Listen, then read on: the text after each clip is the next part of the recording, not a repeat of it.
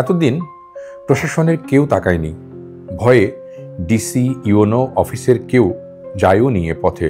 কিন্তু গত বছর 5 আগস্ট পট পরিবর্তনের পর এখন সাঁচ সাঁচ রব সেখানে। তড়িঘড়ি করে হচ্ছে পাকা সড়ক সেতু, সাজানো হচ্ছে আশপাশ, যেন খুবই গুরুত্বপূর্ণ হয়ে উঠেছে পুরনো জরাজীর্ণ এই বাড়িটি। তাকে ঘিরেই এখন বগুড়ার রাজনীতি সরগরম, চলছে নানা আয়োজন।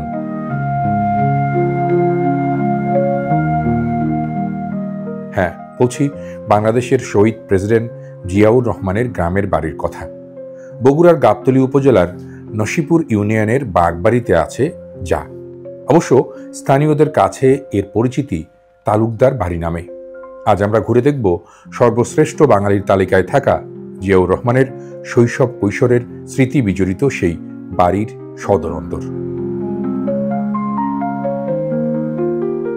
এই যে বাসার উপরে যে সাইনবোর্ডটি আছে, শহীদ প্রেসিডেন্ট জিয়াউর রহমান এবং মিসরুন্নেসা জহুরা খাতুন, ইনি হচ্ছেন জিয়াউর রহমানের দাদি। চেয়ারম্যান সাহেব বলছিলেন, যিনি এই এলাকার জনপ্রতিনিধি। তো আমরা ঢুকছি তার সেই পৈতৃক ভিটেতে, এবং অবাক ব্যাপার দেখেন, মাথার উপর এখনো ওই টিনের চালই আছে, টিনের চালে মরিচা ধরেছে, কোনো কোনো জায়গায় ফুটাও হয়ে গেছে।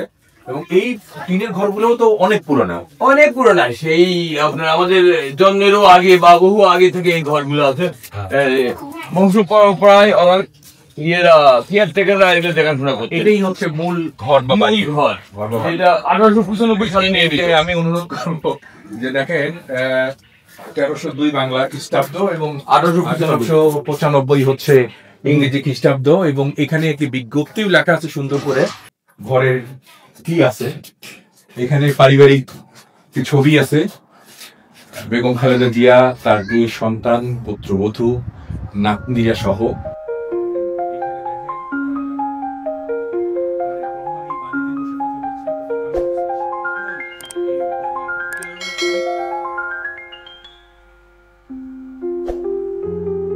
সোফাগুলো এরকম, আর হচ্ছে আর এই পাশে আমরা তাদের খাট শোবার আর বিছানা দেখতে পাচ্ছি। এটা সেই আমলেই ওইরকম একটি পুরোনো খাট দেখতে পাচ্ছেন।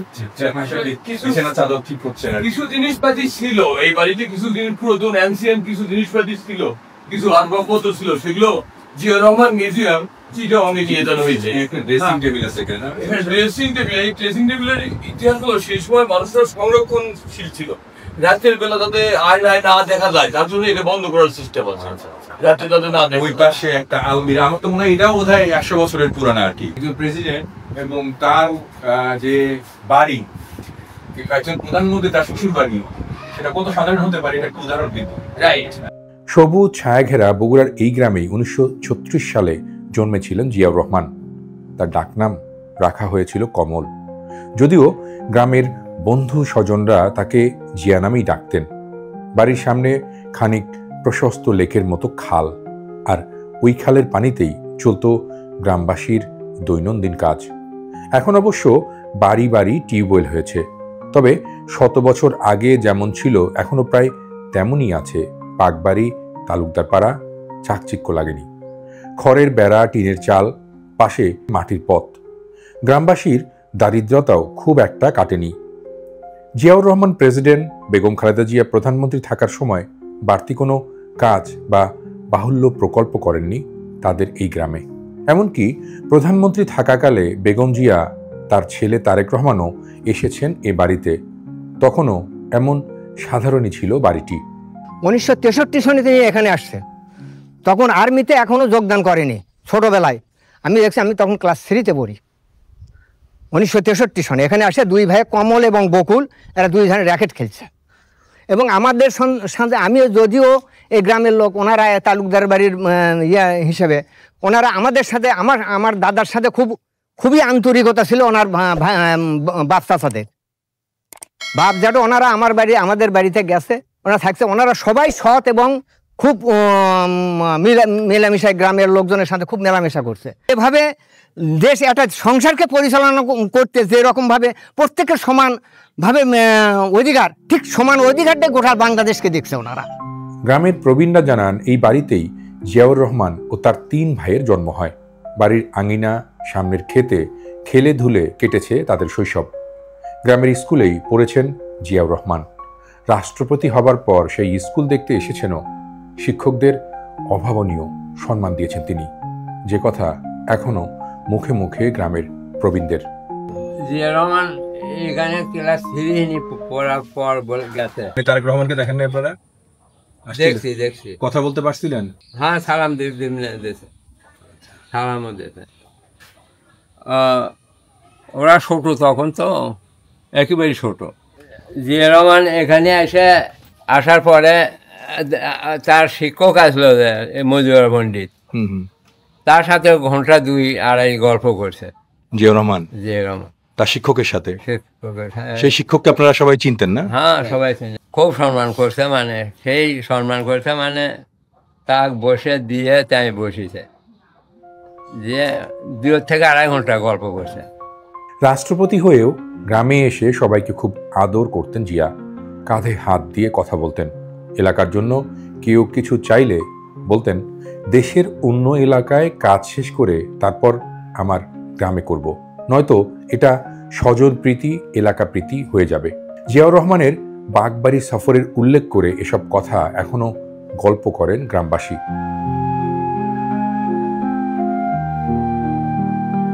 ক্ষমতায় যখন ছিলেন তারা, তখন তাদের আত্মীয় স্বজন বা বন্ধু বান্ধব, পাড়া প্রতিবেশী প্রভাব প্রতিপত্তি দেখাইছে এখানে, বা তারা নিজেরা কোনো ব্যবসা বাণিজ্য মুক্ত বাগায় নিছে এরকম? শহীদ রাষ্ট্রপতি জিয়াউর রহমান তার কোনো আত্মীয় স্বজনকে কোনো সময় সে কোনো মানে আনওয়ান্টেড চান্সটা দেয়নি, যেটা মানে উনি কোনো ব্যক্তিগতভাবে কোনো সুযোগ দেওয়া বা দেওয়া এরকম জিয়াউর রহমানের পরিবার থেকে কাউকে দেয়নি। সবচেয়ে বড় কথা, জিয়াউর রহমান কিংবা বেগম খালেদা জিয়ার শাসনামলে বাড়তি কোনো প্রকল্প বা সুবিধা দেওয়া হয়নি বাগবাড়িতে। গ্রামে তার আত্মীয় স্বজন, বন্ধু বান্ধবদের কেউই পাননি বাড়তি কোনো কদর বা খাতির, মানে দেয়াই হয়নি তা। এমনকি তারেক রহমান প্রধানমন্ত্রীর ছেলে হিসেবে গ্রামের বাড়িতে এসেও এসব করেননি। তাই গ্রামের কেউ কেউ কিছুটা মনক্ষুণ্ণ থাকলেও বেশিরভাগ মানুষ খুশি এ কারণে যে জিয়া পরিবারের মানুষেরা সবাইকে সমান চোখে দেখতেন। দেখেন, ওনার কোনো বাড়ি ঘর রাস্তাঘাট কোনো মনে করেন যে ডেভেলপ নাই। অনেক দূর থেকে লোক আসে অন্তর দেখে যে কিচ্ছু নাই, যে এটা কি, এটা প্রেসিডেন্টের বাড়ি এইরকম।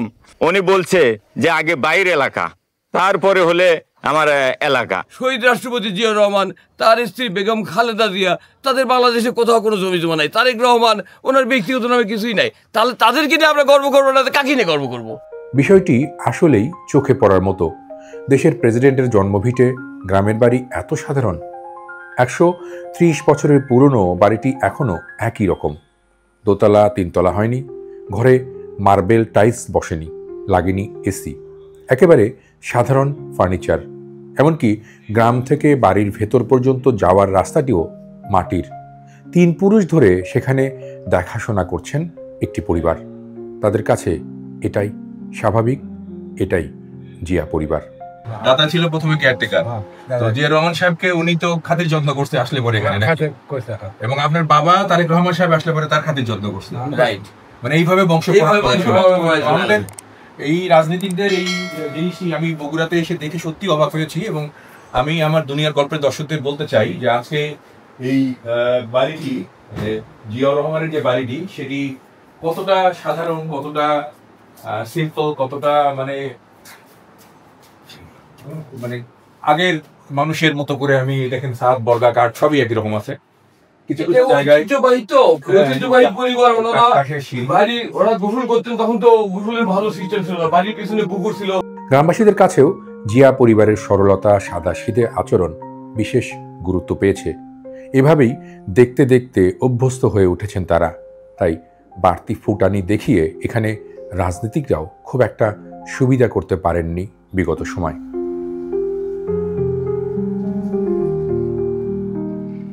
তবে এখন স্থানীয় প্রশাসন বাড়তি গুরুত্ব দিচ্ছে বাগবাড়িকে।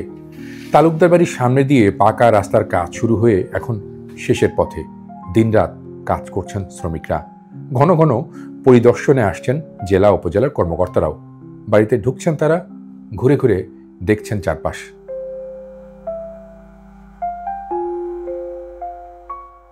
স্থানীয় চেয়ারম্যানই জানালেন, আগে মাঝে মধ্যেই গ্রামে আসতেন, এখন লন্ডনে থাকলেও নিয়মিত গ্রামের বাড়ির খবর নেন তারেক রহমান। পরিচিত মানুষদের কথা জানতে চান তিনি, টুকটাক সহায়তাও তিনি নিয়মিতই পাঠান অনেকের জন্য। তাই গ্রামের ছোট বড় সবাই চেনেন তারেক রহমানকে।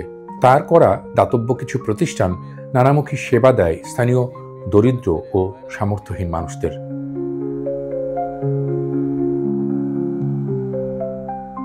বগুড়ার এই গ্রামের মানুষ ভেবে বসে আছেন তারেক রহমান দেশে আসলেই চলে আসবেন তার গ্রাম বাগবাড়িতে, দেখা করবেন স্থানীয়দের সাথে, আর বগুড়া ৭ এই সংসদীয় আসনের নির্বাচনও করবেন তিনি। এ আশাও করছেন স্থানীয়রা।